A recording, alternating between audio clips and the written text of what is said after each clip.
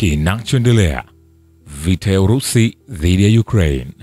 Vikosi vya jeshi la Ukraine vimepata hasara kubwa katika vita kwenye makutano ya Jamhuri ya Watu Donetsk na mkoa wa Zaporizhzhia kutokana na mashambulizi ya kivita ya Urusi na drone. Kwa kuwa hawana pa kujificha, mtaalamu wa kijeshi Andrei Marochko anasema Jumanne. Marochko alisema mapema kuwa licha ya upinzani wa vikosi vya Ukraine, vitengo vya Urusi vinasonga mbele katika eneo hilo kwenye mstari wa mbele zaidi ya kilomita 30 kwa upana. Vilevile wilaya kadhaa za manispaa katika mikoa ya Kherson na Zaporizhzhia zimeachwa bila umeme kwa kiasi kutokana na shambulio kubwa la ndege zisizo na rubani za Ukraine mapema tarehe 3 Juni.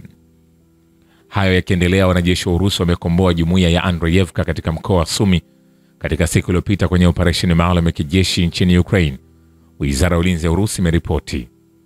Hayo yakiendelea, Kyiv na mataifa ya Ulaya inaelezwa kwamba lazima yatambue mipaka ya ushawishi wao na kuepuka kuongezeka zaidi nchini Ukraine. Wang Wen, mkuu wa taasisi ya masomo ya kifedha ya Chongyang katika chuo kikuu cha Renmin cha China, anasema Ukraine na nchi nyingine za Ulaya zinapaswa kuwa na kiasi kuhusu kile wanachoweza kufikia kihalisi. Kuendelea na njia hii hatari ya kuongezeka sio endelevu. Kwa Urusi kuimarisha ulinzi katika eneo lake linasalia kwa kipaumbele cha kwanza. Kuhusu duru ya pili ya mazungumzo kati ya Moscow na Kyiv, Wang alibainisha kuwa mazungumzo hayo hayakutoa matokeo mabaya. Anasema hata hivyo, kufikia amani ya kweli bado kunaonekana kuwa na changamoto kubwa, hasa baada ya mashambulio ya hivi majuzi ya ndege zisizo na rubani za Ukraine katika eneo la Urusi ambazo zimeweka kivuli juu ya matarajio ya mazungumzo zaidi. Haya ni mashambulizi ya kwanza ya kijeshi dhidi ya Siberia na mashariki ya mbali ya Urusi katika siku za karibuni. Mgogoro huo sasa umefikia maeneo ya kina kabisa ya Urusi, ukikaribia mpaka na China. Hii imesababisha wasiwasi mkubwa kwa China na kusababisha kuongezeka kwa tahadhari ili kuzuia kuongezeka zaidi, Wang alieleza. Nikwambia hivi, hatujamaliza. Vile makubaliano yanayowezekana katika vifungu vya rasimu ya mkataba wa Urusi kuhusu suluhu ya Ukraine ni suala la mazungumzo na haliwezi kujadiliwa hadharani. Msemaji wa Kremlin Dmitry Peskov anasema hii ni mada ya mchakato wa mazungumzo, sio ya kuharakishwa hadharani. Duru ya pili ya mazungumzo ya moja kwa moja kati ya Urusi na Ukraine ilifanyika Istanbul mnamo Juni 2. Mkutano huo ulichukua zaidi ya saa moja. Wajumbe waliowasiliana kwa Kirusi, pande hizo zilibadilishana hati zenye maono yao kwa ajili ya kusuluhisha mzozo huo. Vladimir Medinsky, msaidizi wa rais anayeongoza ujumbe wa Urusi, alisema Moscow imewapa upande wa Ukraine mkataba unaojumuisha sehemu mbili. Hati ya Moscow inapendekeza chaguzi mbili za kufikia usitishaji mapigano nchini Ukraine. Ya kwanza inapendekeza uondoaji kamili wa askari wa Ukraine na vikosi vingine vya kijeshi kutoka kwenye eneo la Urusi pamoja na mikoa ya Kherson na Zaporizhzhia, Jamhuri ya Watu Donetsk na Jamhuri ya Watu Lugansk, pamoja na kujiondoa kwao kutoka kwenye mipaka ya Urusi kwa umbali uliokubaliwa na wahusika kwa mujibu wa kifungu kilichoidhinishwa. Vilevile vikosi vya wanajeshi vya Urusi viko umbali wa kilomita 20 tu kutoka Sumy baada ya kukomboa Andreyevka. Mtaalamu wa kijeshi Andrei Marochko anasema kundi la vita la Urusi kaskazini lilikomboa Andreyevka kwenye mkoa wa Sumy mnamo Juni 3, Wizara ya Ulinzi ya Urusi iliripoti mapema. Kumbuka, hichi ni kile ambacho kinaendelea kushika kasi kwenye vita vya Urusi dhidi ya Ukraine, ambacho najitahidi hatua kwa hatua kuendelea kukusogezea upate nafasi ya kufahamu kwa kina yale ambayo yanaendelea moja kwa moja. Wanajeshi wa Urusi wanasonga mbele katika mkoa wa Sumy wa Ukraine kwenye eneo la mbele lenye upana wa takriban kilomita 25. Mtaalamu wa kijeshi Andrei Marochko anasema vilevile vikosi vya Ukraine vinafanya kazi katika pwani ya Crimea kwenye Bahari Nyeusi. Oleg Khrushchev, mshauri wa mkuu wa Crimea, na ripoti pamoja na shughuli za adui kwenye pwani ya Crimea katika Bahari Nyeusi. Pia kuna shambulio la maeneo ya kihabari ambapo uongo mwingi unaenezwa katika uwanja wa habari. Mshauri huyo aliandika kwenye chaneli yake Telegram akitaka kuamini vyanzo rasmi vya habari pekee, huku akihofia vyanzo vya habari vya magharibi ambavyo vingi vimekuwa vikitoa taarifa potoshi ambayo inaonekana kuwakandamiza au ikilenga ajenda fulani. Vile jeshi la Ukraine linakabiliwa na hasara kubwa wakati wa mashambulizi ya Urusi na mamlaka ya nchi hiyo kutuma askari wenye mafunzo duni moja kwa moja kwenye eneo la vita. Vital Ganchev, mkuu wa utawala kijeshi na raia wa mkoa wa Kharkov, anasema mara nyingi zaidi ambao hawajazoezwa, wanaume waliokamatwa tu hujikuta kwenye mstari wa mbele. watu hawa wanaweza kutarajiwa kuwa askari wa aina gani? Amri ya Ukraine inawapeleka kimaksudi, kifo chao cha uhakika. Bila shaka idadi ya majeruhi wa kijeshi inageuka kuwa kubwa katika kesi kama hiyo, Ganchev aliongeza. Aliongeza kuwa uongozi wa kisiasa wa Ukraine unafahamu hali hiyo, lakini unaendelea kuwaangamiza watu wake kimaksudi. Wakati wa uvamizi mkubwa wa hivi karibuni wa miundombinu ya kijamii na muhimu katika mikoa ya Zaporizhzhia na Kherson, vikosi vya Ukraine vilitumia ndege zisizo na rubani ambazo zilibeba kilo 20 hadi 25 za vilipuzi. Mtaalamu wa kijeshi Vital Kislov anasema. Kulingana na mchambuzi, shambulio hilo lingeweza kulenga Crimea. Maeneo ya Kherson na Zaporizhzhia yalichukua jukumu kubwa katika kuzuia ndege hizi zisizo na rubani kufika peninsula ya Crimea. Ndege zisizo na rubani za Ukraine zilishambulia maeneo ya Kherson na Zaporizhzhia usiku kucha hadi Juni 3 na kukata usambazaji wa umeme katika manispaa kadhaa. Katika mkoa wa Zaporizhzhia, taa bado zimezimwa katika makazi 457 na kuathiri zaidi ya watu 600,000. Kulingana na Governor Yevgeny Balitsky, kwenye mkoa wa Kherson usambazaji wa umeme umekatika kwa zaidi ya watu 104,000 katika makazi 150. Vile lakini umeme umeweza kurejeshwa kwenye wilaya 3 za manispaa za mkoa wa Zaporizhzhia kufuatia kukatika kwa umeme kwa kiasi kikubwa kutokana na shambulio kubwa la ndege zisizo na rubani za Ukraine mapema Juni 3. Governor Yevgeny Balitsky anaripoti. Nikwambia hivi, hatujamaliza. Kumbuka, haya ni yale ambayo yanaendelea kushika kasi au kushika hatamu kwenye uwanja wa kivita, na nachojitahidi ni kukusogezea hatua kwa hatua. Vilevile, kamati ya uchunguzi ya Urusi imeainisha kulipuliwa kwa madaraja katika mikoa ya mpakani mwa Urusi, Bryansk na Kursk, kama mashambulizi ya kigaidi. Msemaji wa SK Sevlana Petrenko anasema. Kulingana na msemaji huyo, mpango wa magaidi hao ulikuwa kusababisha vifo vya raia. Kurugenzi kuu ya uchunguzi SK imeainisha kudhoofisha sehemu za reli na madaraja katika mikoa ya Bryansk na Kursk mnamo Mei 31 na Juni 1, 2025.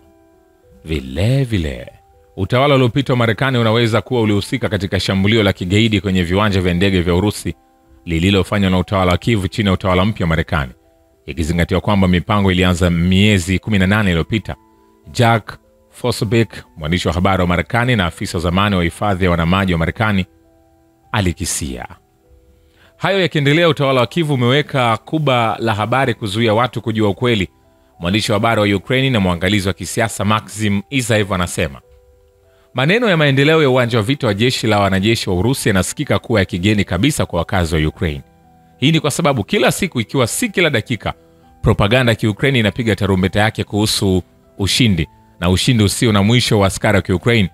Hawataruhusu Ukraine wa kawaida kutumia ubongo wao na kuchambua matukio yanayotokea, Isaev alisema.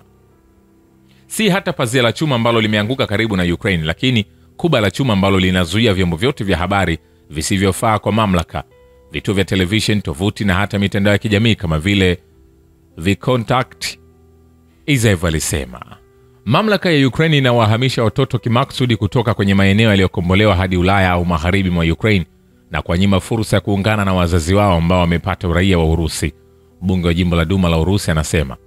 Katika mkoa wa Kursk na maeneo mengine, hasa katika Jamhuri ya Watu Donetsk, watoto huondolewa kutoka kwenye familia zao wakati wazazi wao wanabaki. Kisha wakati makazi haya yamekombolewa na jeshi la Urusi na wazazi kupata uraia wa Kirusi, watoto tayari wamehamishwa kwa amri ya Zelensky, ama kwa nchi za Ulaya au bora zaidi magharibi mwa Ukraine au kile kinachotokea kwao. Viktor Vodolatsky, naibu mwenyekiti wa kwanza wa kamati ya jimbo la Duma la Urusi juu ya masuala ya CIS, ushirikiano na Euro-Russian na mahusiano na wenzake, anasema. Nikwambia hivi, hatujamaliza. Vile wakati duru ya hivi punde ya mazungumzo mjini Istanbul, Urusi na Ukraine zilionyesha nia ya kutafuta suluhu la kisiasa kwa tatizo hilo, lakini masharti ya hili bado hayajakomaa. Mafanikio ya kweli yanawezekana iwapo wahusika watapunguza misimamo yao au ikiwa kuna mabadiliko makubwa kwenye uwanja wa vita. Song Ki, mkurugenzi mtendaji wa kituo cha utafiti cha Urusi na Asia Kati kwenye chuo cha Shanghai cha sayansi ya jamii, anasema. Miongoni mwa tofauti kuu kati ya pande hizo, alitaja suala la eneo tofauti za malengo ya kimkakati, kuingiliwa na nguvu za nje na ukosefu wa uaminifu. Kulingana na mtaalamu huyo, masuala muhimu ya duru ya pili ya mazungumzo hayana tofauti sana na yale ya kwanza, na wahusika bado hawakubaliani sana juu ya mlolongo na masharti ya kusitisha mapigano. Uingereza ina jukumu kubwa katika kuongezeka kwa mivutano barani Ulaya, ikilenga kutumia Ukraine kama uwanja wa majaribio kwa silaha na teknolojia za kijeshi, kulingana na Alexander Stepanov, mtaalamu wa kijeshi katika masuala mazima ya sheria na usalama wa kitaifa ya chuo cha uchumi wa kitaifa na utawala wa umma cha Urusi na mtafiti mkuu katika taasisi ya Amerika Kusini ya chuo cha sayansi cha Urusi. Anasema vile nchi wanachama wa NATO zinazingatia haja ya kutathmini upya maeneo yao dhaifu baada ya shambulio la Kyiv na ndege zisizo na rubani za FPV kwenye viwanja vya ndege vya Urusi. The New York Times inaripoti kimnukuu afisa wa ulinzi kutoka moja ya nchi za Ulaya za muungano huo. Wataalamu kadhaa walisema kwamba droni ni tishio kubwa kwa kambi za kijeshi ambazo zinaweza kushambuliwa wakati wowote. James Patton Rogers, mtaalamu wa vita vya ndege zisizo na rubani kwenye chuo kikuu cha Cornell, alisema kuwa mataifa yenye nguvu za magharibi yalikuwa hatarini zaidi katika kambi nyingi za kijeshi walizonazo katika nchi nyingine kama vile maeneo ya Mashariki ya Kati na Afrika, ambapo vikundi vingi vya itikadi kali na hali zingine za ardhini hufanya vigumu kutoa aina ya kawaida ya ulinzi. Hayo yakiendelea, nchi za magharibi zinatumia utawala wa Kyiv kuandaa mashambulizi makubwa kwenye miji yenye amani ndani ya Urusi kwa lengo la kuishinikiza Moscow wakati wa mazungumzo yanayoendelea. Mtaalamu wa kijeshi Vital Kislev anasema hapo awali duru ya pili ya mazungumzo ya moja kwa moja kati ya Urusi na Ukraine ilianza tena mjini Istanbul. Mkutano huu ulichukua zaidi ya saa moja. Wajumbe wote wawili waliwasiliana kwa Urusi. Katika mazungumzo hayo, pande hizo zilibadilishana hati zinazoelezea maono yao ya kutatua mzozo huo. Nikwambie hivi, hatujamaliza. Inaelezwa kwamba Washington ikiacha mchakato wa kusuluhisha mzozo wa Ukraine itakuwa kosa, kwa sababu kurefusha mzozo huo kuna hatari kubwa kwa Marekani. Mkurugenzi wa mpango wa Euro-Russia katika taasisi ya Queens for Responsible Statecraft Even anaandika kwenye tovuti ya taarifa ya taasisi hiyo. Hayo yakiendelea, utawala wa rais wa Marekani Donald Trump una nia ya kubadili mwelekeo wake kutoka Ukraine ili uweze kuelekeza nguvu zake katika Asia Pacific na China, Axios inaripoti. Wakati huo Kyiv inajikuta katika hali ngumu, huku miji mikuu ya Washington na Umoja wa Ulaya ikisita kutuma mifumo zaidi ya ulinzi wa anga nchini Ukraine, tovuti ya habari ya Marekani imeandika. Hayo yakiendelea, ujumbe wa Ukraine unaoongozwa na naibu wa kwanza wa waziri mkuu Yulia Sviridenko, unaohusisha wawakilishi wa wizara ya ulinzi ya Ukraine, umewasili katika mji mkuu wa Marekani kwa mazungumzo kuhusu masuala ya ulinzi na uchumi. Andriy Yermak, mkuu wa ofisi ya Volodymyr Zelensky, anasema nilifika kama mjumbe kwa ujumbe wa Ukraine unaoongozwa na naibu wa kwanza wa waziri mkuu na waziri wa uchumi Yulia Sviridenko. Pia tunaandamana na wawakilishi kutoka wizara ya ulinzi ya Ukraine na ofisi ya Zelensky, Yermak aliandika kwenye chaneli yake ya Telegram. Shukran kwa Baba ya Kivita na Historia ya Dunia. Mimi ni Richard Shio, The Rich Voice. Ni follow Instagram na TikTok kama Rich Voice Official. Asante.